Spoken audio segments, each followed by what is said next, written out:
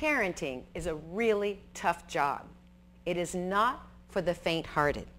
There is not a manual out there personally for you to tell you how to raise your children. With that said, my job as a parent educator is to create with you a parenting manual for your family. I have one client, Peter. He is a divorced dad of 3 young children. He really needs my help.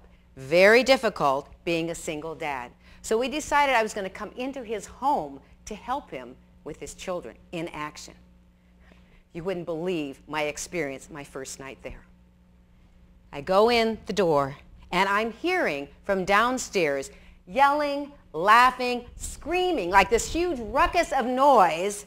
So I sneak downstairs, which is where the bedrooms were.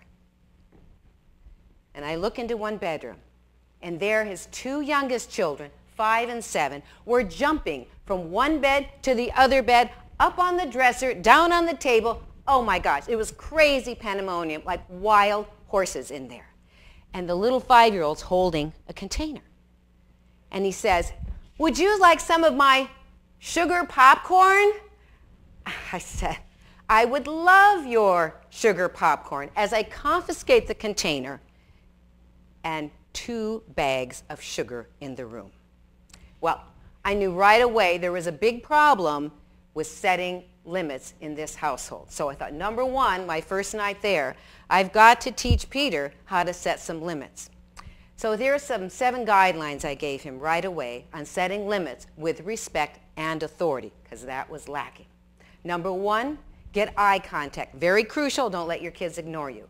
Step 2, you need to state your limit firmly. Step 3, get acknowledgement that you have been heard. Step 4, get agreement to the limit. Step 5, give a 10-minute warning to help your children prepare for stopping the event that they're doing. Step 6 is to enforce the limit. And the final step 7 is to thank them for cooperating. So we put this into action. So Peter goes up to his son, Billy, 8 years old, on the computer. He goes down, he gets eye contact, very crucial, gets him away from the screen. All right, Billy, you can use the computer for 30 minutes. I'm going to set the timer.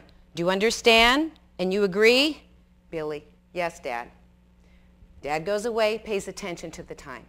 With about 10 minutes left, he comes in to his son, gets eye contact again. Billy, you have 10 minutes left. Got it? Billy, yes, Dad. Timer goes off.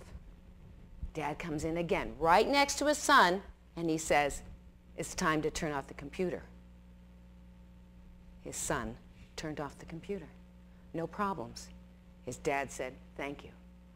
Peter was amazed that his son, he just won cooperation, and his son just did it without complaining, without whining, without asking for more time.